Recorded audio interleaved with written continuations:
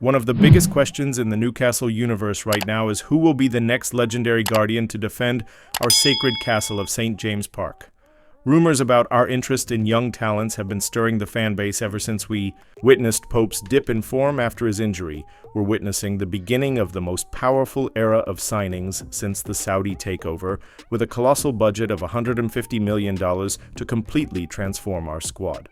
Operation Magnetic Reconstruction has already begun behind the scenes, with Paul Mitchell executing his master plan of identifying supreme talents for our next European campaign. Want to discover which priority targets could revolutionize our team for the upcoming season? I'm about to reveal everything right now. The summer transfer window is fast approaching, and it's clear that Eddie Howe and the Newcastle hierarchy have identified strengthening our goalkeeping department as a top priority. After last year's somewhat underwhelming acquisition of Odysseas Vlachodimos from Nottingham Forest, a move that was seemingly motivated more by PSR considerations than footballing merit, the club are looking to bring in a genuine long-term successor to the magnificent Nick Pope, the Athletic's Chris. Wah! Always a reliable source of information when it comes to our beloved club, has revealed that Burnley's James Trafford currently sits at the top of Newcastle's goalkeeper wishlist. This isn't the first time we've been linked with the 22-year-old shot-stopper. In fact, the Magpies have been monitoring Trafford for nearly a full year now.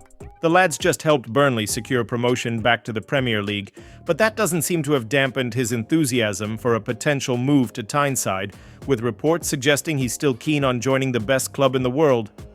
It's not hard to see why Eddie Howe and his recruitment team are so interested in Trafford.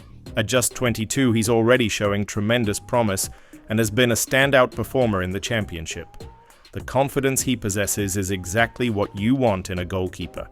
He's even gone as far as describing himself as world-class. That kind of self-belief would certainly fit right in at St. James Park, where we've always appreciated players who back themselves to succeed. Meanwhile, reports from Spain had suggested that we were closing in on a $21 million deal for Espanyol goalkeeper Joan Garcia. However, Waugh has poured cold water on these claims, stating that club sources have played down the story and stressed that no incoming transfer deals are yet concluded. It seems the Garcia links may be wide of the mark, with Trafford remaining the priority target. Looking back at our goalkeeping situation, it's been a position that's needed addressing for some time. Last summer, we were linked with the likes of Georgi Mamardashvili and Aaron Ramsdale, but ended up signing Vlachodimos instead. The Greek international has barely featured for us, playing just 45 minutes since his $20 million arrival. It's clear the club are keen to avoid a similar situation this time around. What's particularly encouraging is that the club are planning to sign at least 3 players this summer, with a goalkeeper being just one of the priorities. We all know that with European football on the horizon again next season, squad depth will be absolutely crucial. The fact that we're looking to bring in a keeper who can eventually take over from Pope shows the long-term planning that's going.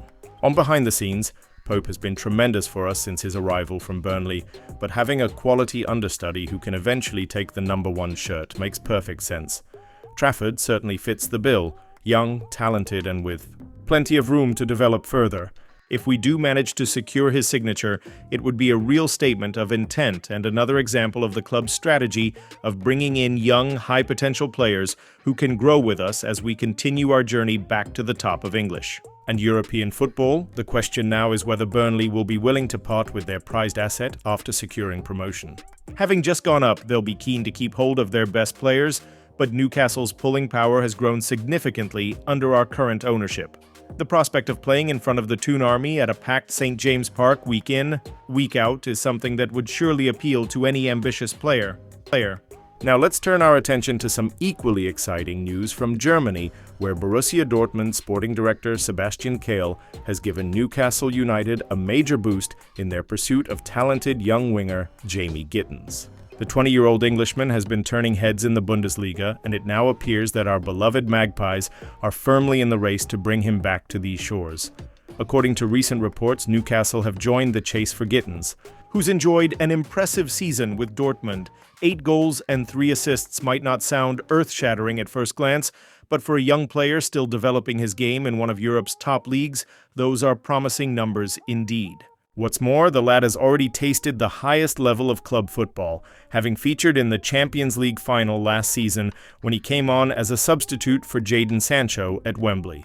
The most encouraging news for us Toon fans comes straight from the horse's mouth, with Dortmund's sporting director Kale openly admitting that they're willing to listen to offers for the youngster.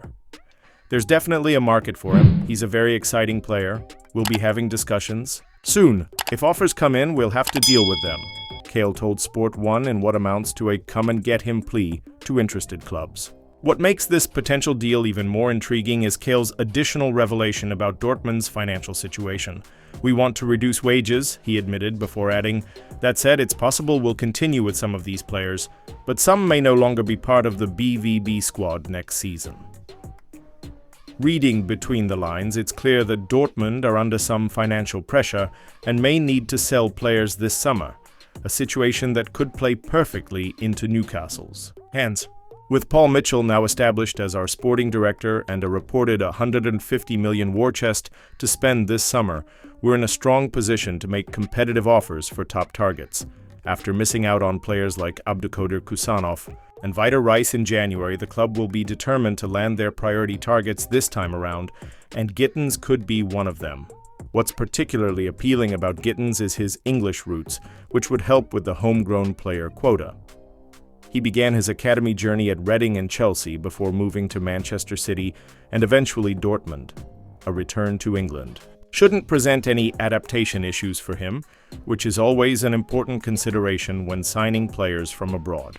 Intriguingly, Gittens already has some familiarity with St. James Park and the unique atmosphere we generate. While he didn't get on the pitch, he was part of the Dortmund squad that visited Tyneside for our Champions League clash last season. Just imagine the impression that the famous Gallowgate roar would have made on a young player.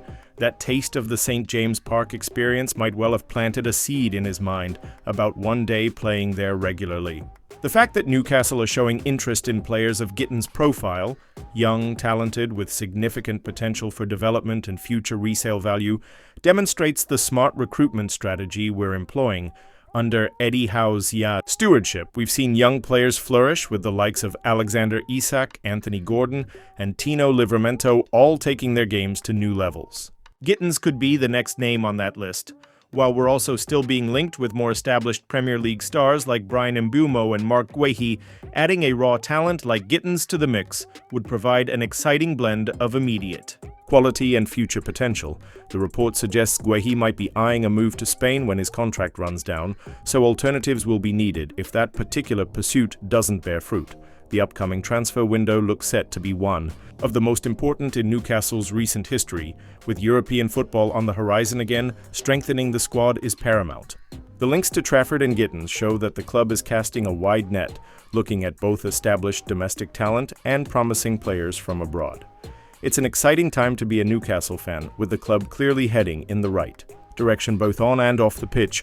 Well, that's all from St. James's Park for today, lads and lasses. Keep supporting the best team in the world, and I'll be back with more updates soon. The summer transfer window promises to be a thrilling ride for all of us Toon fans, so strap in and enjoy it. Away the lads.